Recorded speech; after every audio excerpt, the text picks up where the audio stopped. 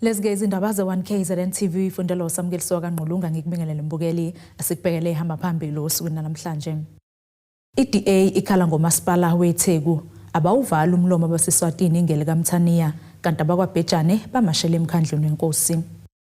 Iqembu leDA kulesi sifundazwe namuhla libambeke umbhikisho likhala ngomasipala iTheku abathi ke uyahluleka ukuletha izidingo zomphakathi eMia Bank. Lo mbhikisho buhlanganisa ke izihlangano zomphakathi kanye nosomabhizinisi. Amalungu eDA yeMia Bank namuhla abephethe izinqwembe emeduze nala bekade kubhodleke khona umgwaqo. Ngokusho kwalamalungu omphakathi kanye nobuholi beDA baveza ukuthi umasipala iTheku wafika wazovula umgwaqo ngoba ushintsha ipayipi emva kwalapho awangabusabuyisela nabathi bese kuphele isikhathi singaphezulu kwenyanga nokugcina kuphazamisa ukuhamba kwezimoto. Esikushoyo la ukuthi umasipala weTheku uyahluleka uqinisekisa ukuthi idingo zomphakathi nezomabhizinisi uyayifeza.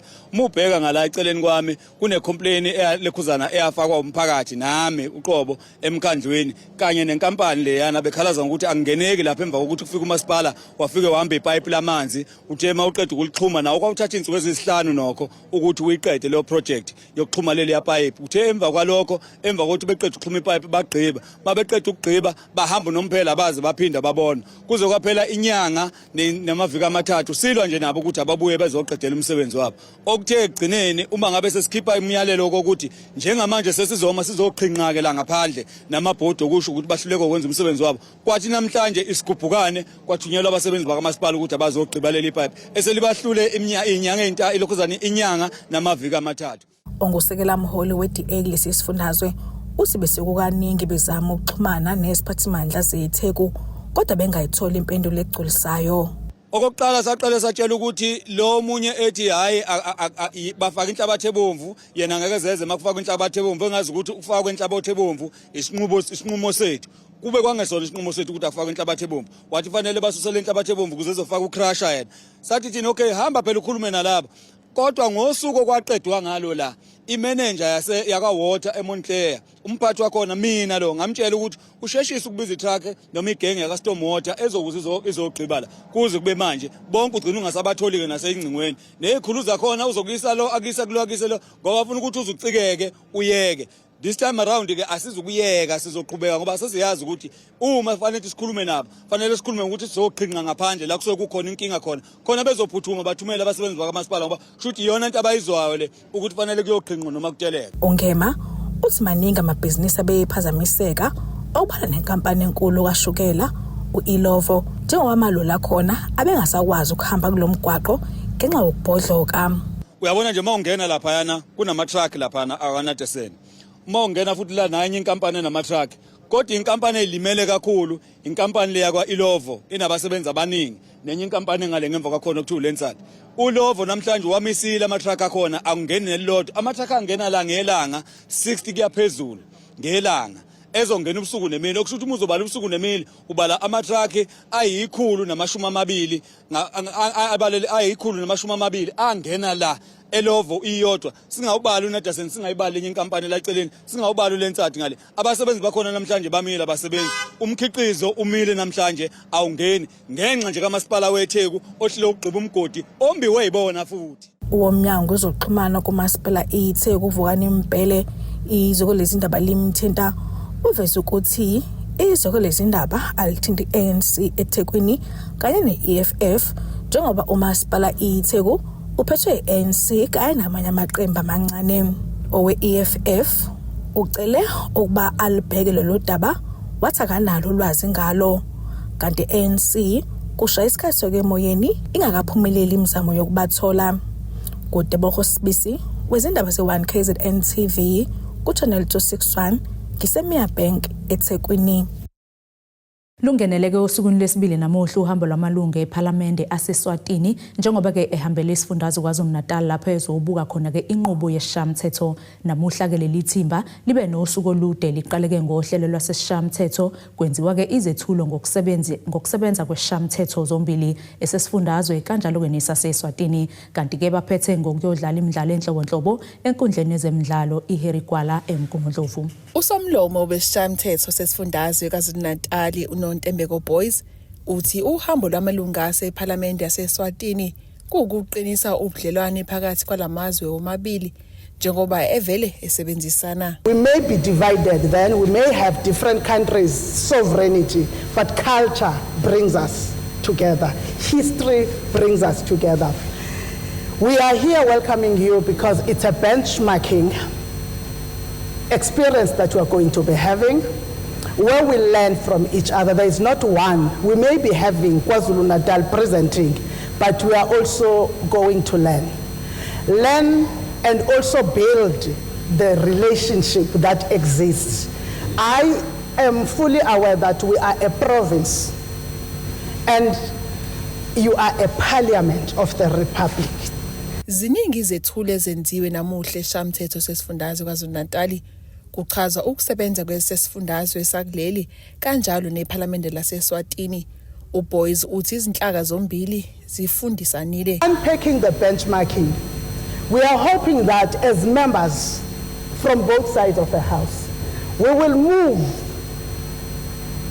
from that which brought us here to that which we are here for, which is the unity of legislators to ensure that nations survive, nations across the globe remain interconnected.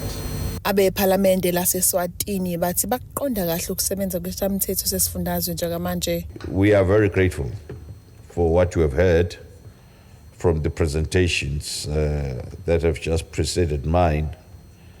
And largely, like I was saying, it's standard in a way. But of course, I would like to learn some of the aspects, especially of the newer infusions into the standing orders. uKhumalo uthi uxhaso lwamaqembu ezepolitiki aseSwatini lunzima. It's very rough because we don't have the benefit of support, in the sense that you don't get support from your political party. You can't get that support. Your support is even individually based. And again, as I said, it's first past the post. So that kind of situation, you need to make sure that you avail your own resources to fund the elections. But there is a positive to this system. I'll give you an example. Once you are in parliament. Ezindabeni za-KZN TV nguAyanda Dobing Semgungundlovu. Umphakathi wesizwe sakwaBhejane enseleni ubambeke imashi nokuthula ngenhloso ukuzwakalisa ke isikhalazo zawo emkhandlweni enkosi yakwaKhoza ngokuntuleka kwamathuba omsebenzi nokuthuthukiswa komphakathi. Omunye wabagqugquzeli bale mashi uNkululeko Ngwenya uthi ke sekunesikhathi eside zinganakwa ke isikhalo zabo emkhandleni okuphoqa ukuba ke beqale imashi. Ukungahlinzekwa komphakathi ngamathuba omsebenzi kanye nokungathuthukiswa kwengqalasizinda kungezinye zezinkinga ezibekwe umphakathi wakwaBhejane enseleni. Ukhala ngokushaywa indiva umkhandlu inkosi yesizwe sakwaKhoza. Organize le march le ngoba besingaphathekile kahle ngomkhandlu wenkosi. Indlela obusiphethe indlela oqasha ngayo nangendlela obuwenza ngayo izinto emphakathini. So sigcine sesorganize imarch ukuthi sikwazi ukulungisa lento ebingalungile le esikhala ngayo. Sizamile ukusukuma siqalanga ngemarch. Siqalile sayoxoxisana nomkhandlu. Kwangathi siyalaleleka nezikhalo zethu ngokusho kwa umkhandlu bathi zafika enkosini inkosi yagcina ngokuncoma asangaphenduleka mangabe sekudingeka impendulo sengazuthi akusaxoxekike kahle umkhandlu awusatholakali kwafika ekuthenini ke sigcine siorganize imarch into bese isifiso sethu ngemarch besifisa ukuthi kugcine kulunga indaba yokuqasha ngoba iyona amathuba omsebenzi kulunge indaba ye development okuyintuthuko. Okwamalungu omphakathi amahhovisi omkhandlu sekuphela amasonto amabili evaliwe kungasetshenzwa. Lokhu kulandela ukubekwa kwenkosi entsha esizweni sakwaBhejane ngenyanga edlule. Umphakathi uthusuzama amahlandla amaningi ukukhuluma nomkhandlu kodwa kunhlanga zimuka nomoya. Kumele ngabe siyathembiseka bhuti omdala kodwa asithembiseki ngoba umuntu omele ngabe uyasilekelela. Inkosi ithema ngabe iqedwe ukubekwa yathi umkhandla obusebenza yona isalungisa okuthize. Ukhona umuntu ebengabe uyasilekelela okuwundunankulu njengesekela lenkosi. Undunankulu unqundekile ke izandla kakhona ukusisiza ngisho ngabe uyafisa ukusisiza kakhona ngenxa yabantu abathize abamphazamisayo. Yize umphakathi ufinyelelile emahhovisi omkhandlu uphethe nohlu lwesikhalazo amasanga bevalwe thaqa ngengedi kusiza ukuxhumana kwabaholi bemashi nezinduna ezingaphansi kwesizwe sakwaKhoza nokuthe kwavunyelwana ukuthi uhlu lwesikhalazo aliphuthunyiswe emagcekeni enkosi yesizwe ezindabeni zi1 KZN TV kubika uSiphamandla Gumede ngisenseleni asithishelele etolo sokuqhubeka nazo indaba zethu.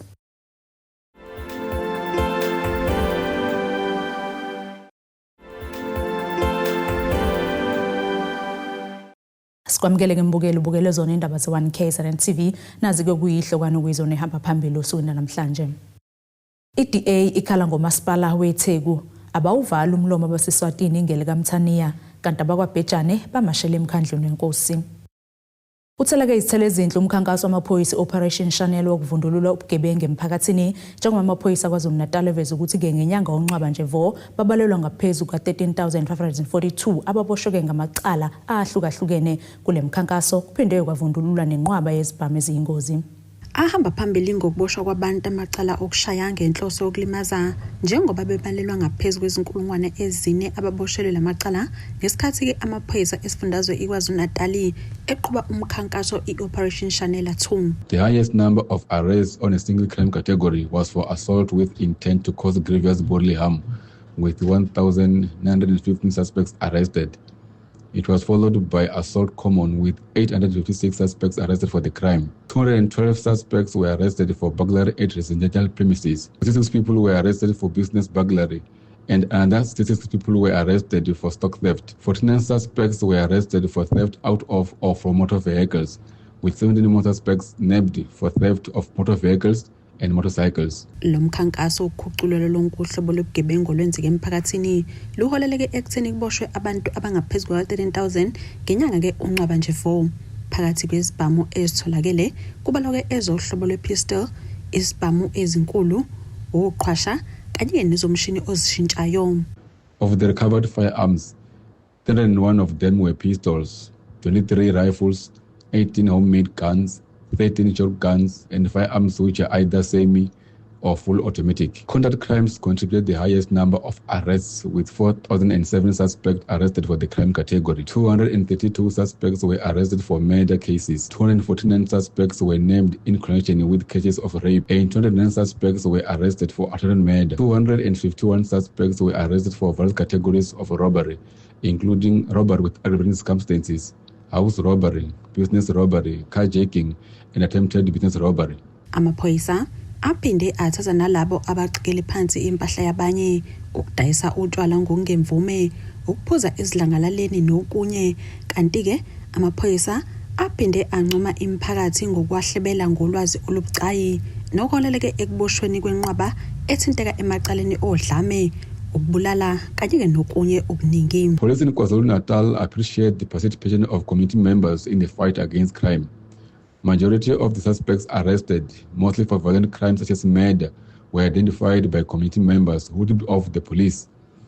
Community members are encouraged to continue providing valuable information to the police by contacting the nearest police station or by calling Crime Stop number.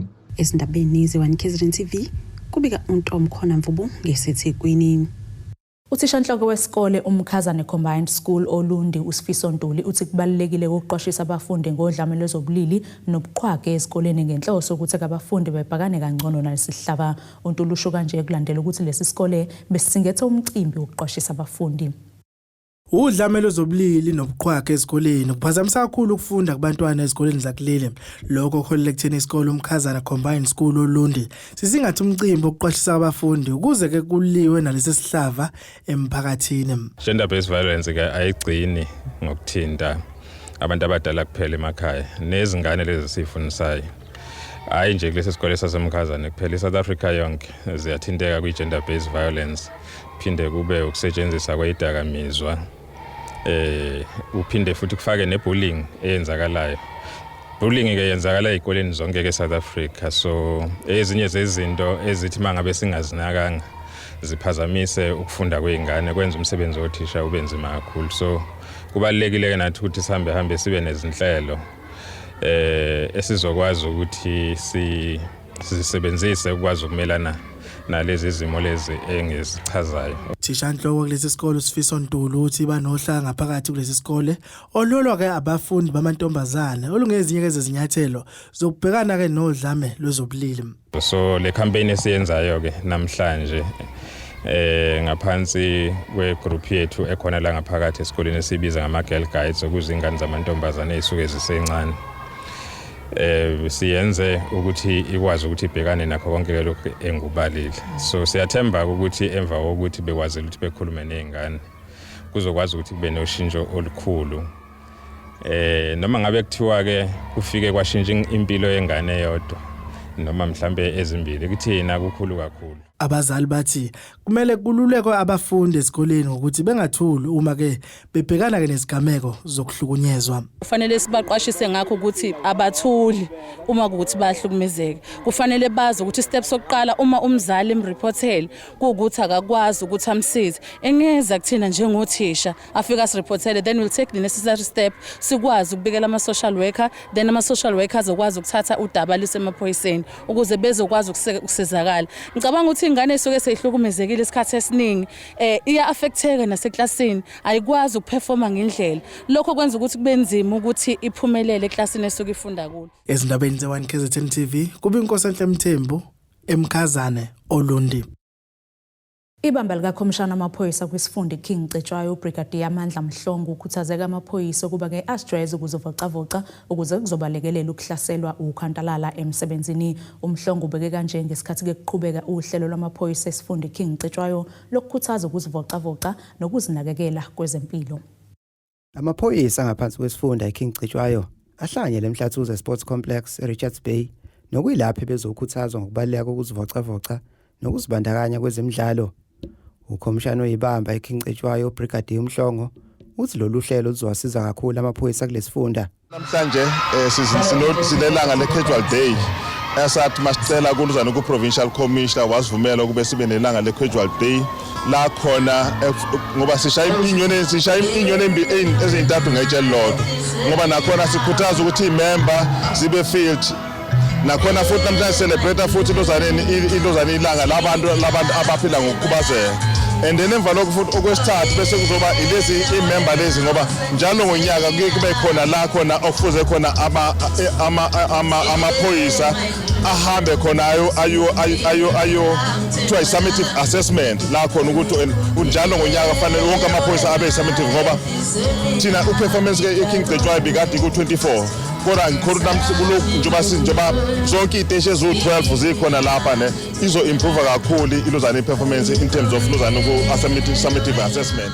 Mhlongo uphinde wakhuthaza amaphoyisa ukuba zijwayeze ukulula umzimba ngezemidlalo ukuze zoqhelelana nokhwantalala.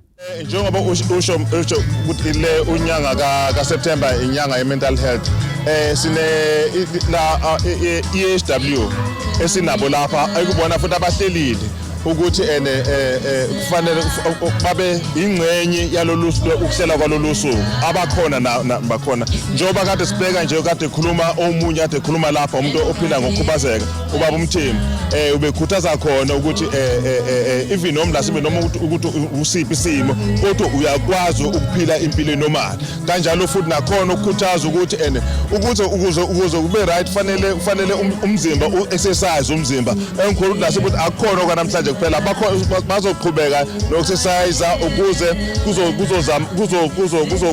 kuzokwehlisa ukhwantalala emaphoyiseni. Ezindabeni ze1 KZN TV kubika uSiphamadla Gumede ngise-Richards Bay. Siphinde futhi seyitolo sobe siqhubeke nazo indaba zethu.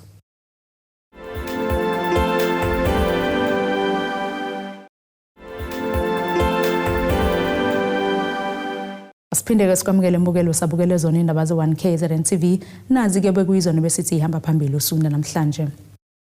iDA ikhala ngomasipala weTheku abawuvala umlomo abasiswatini ingele kaMthaniya kanti abakwaBhejane bamashela emkhandlweni wenkosi. Ake sibheke ngosini yazomnotho. Randi lakuleli lu-17.69 maqhathiswa nedola lasemelika, liwu-23.82 maqhathiswa nopondo waseBritain, liwu-20.66 maqhathiswa ne-euro, igolide lona liwu-$3,528.18 ounce, uwoyela ongahluziwe wona u-$66.99 umphongolo. Ake sibheke ngosini yezemidlalo. Ligabe ngomakade bona-ke iqembu lamabhokobhoko elizobhekana neNew Zealand emidlalweni wakusasa we-Rugby Championship. Amabhoke nama-All Blacks bazotholana phezulu-ke e-Eden Park e-Auckland ngomgqibelo ngehora lesishagalolunye ekuseni. Nasi-ke isimo sezulu sakusasa esingalindeleka.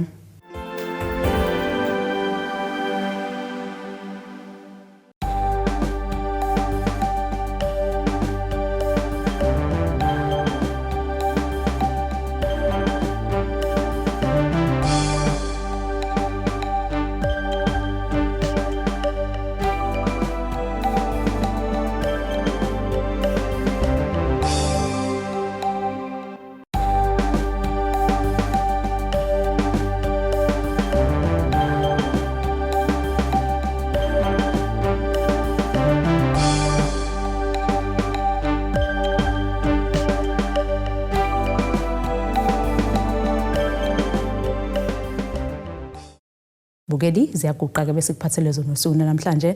Mina nawe sophinde sihlangane kusasa futhi ngasesikhathi esifanayo. Nisale kahle. Abethuli bethu bezindaba baxhaswe iTulis Bayview Bridal. Ungabashayela kulezi zinombolo ezivelile.